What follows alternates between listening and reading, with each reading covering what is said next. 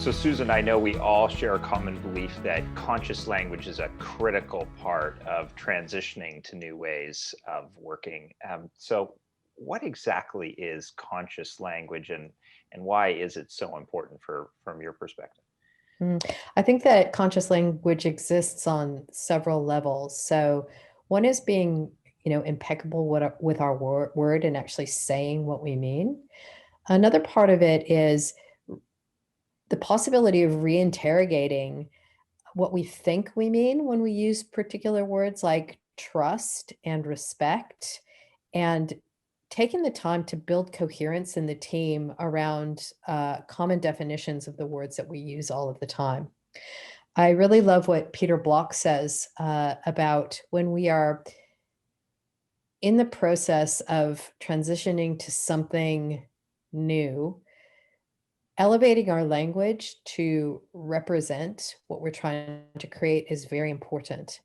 And one thing that I hold as really critical here is ensuring we're not using language that is alienating, that we're not using words that seem too heady or intellectual, but that we are doing that collectively and collaboratively with our teams to ensure that when we use language like checking in, we understand that that means more than just at the beginning of a meeting going around in a circle and asking people how we're doing, but understanding that checking in is really a way to get more warm data into the room, more information about the relational field that we're creating when we come together, for example. So I think that it might seem obvious, but from my experience, it's an area that often gets overlooked, but it's really important. Nice. And you talked about check-in as one example. Do you have a couple of other examples you could share? I know in the work that you do, you have lots of conscious language that you use. What are a couple of other examples? I think one that we use a lot is sensing.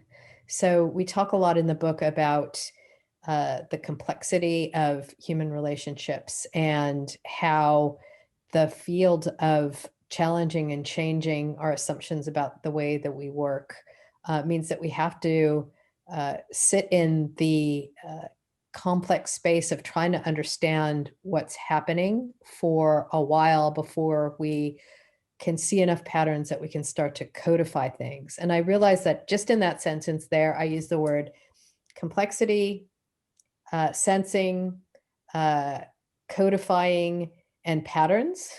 And so this is an example of conscious language that is not normalized yet in organizations, that I think can help us to see and frame the challenge ahead of us differently and usefully.